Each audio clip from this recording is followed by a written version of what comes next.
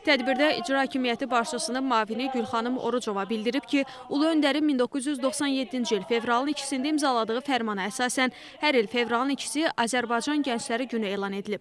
Həmin vaxtdan etibarən bu gün MDB məkanında və Şərqi Avropa ölkələri arasında ilk dəfə olaraq Azərbaycanda təntənəli şəkildə qeyd edilməyə başlanıb. Sevindirici haldır ki, bu gün Azərbaycanda milli mənəvi dəyərlərimizə dərindən bağlı olmaqla yanaşı, həm də müasir dünyanın inkişaf tendensiyası ilə ayaqlaşa bilən intellektual gənc nəsil formalaşıb. Vurğulanıb ki, dövlətimizin yaratdığı hərtərəfli şəraitin və aşıladığı vətənpərvərlik ruhunun nəticəsidir ki, 44 günlük vətən müharibəsində gənclərimiz misilsiz rəşadət göstərdilər.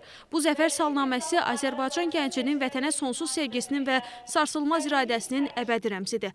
Azərbaycan Gənclər Fondu Naxçıvan filialının direktoru Arzu Qasımov və gənclər adından çıxış edən Nilüfər Quliyeva bildirib ki, ölkəmizdə uğurla həyata keçirilən siyasətin nəticəsidir ki, sosial həyatın bütün sferalarında gənclər çoxluq təşkil edirlər. Təbii ki, bu, gənc kadrların irəli çəkilməsi ilə bağlı qarşıya qoyulan vəzifənin reallaşmasının göstəricisidir. Daha sonra fəaliyyətində fərqlənən bir qrup əməkdaş və gənclər təltif olunub.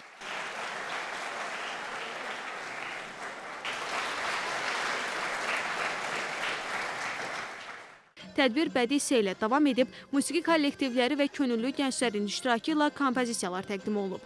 Həsən Məmmədov, Tərlan İbrahimova, Azər Həsənov, NTV Xəbər.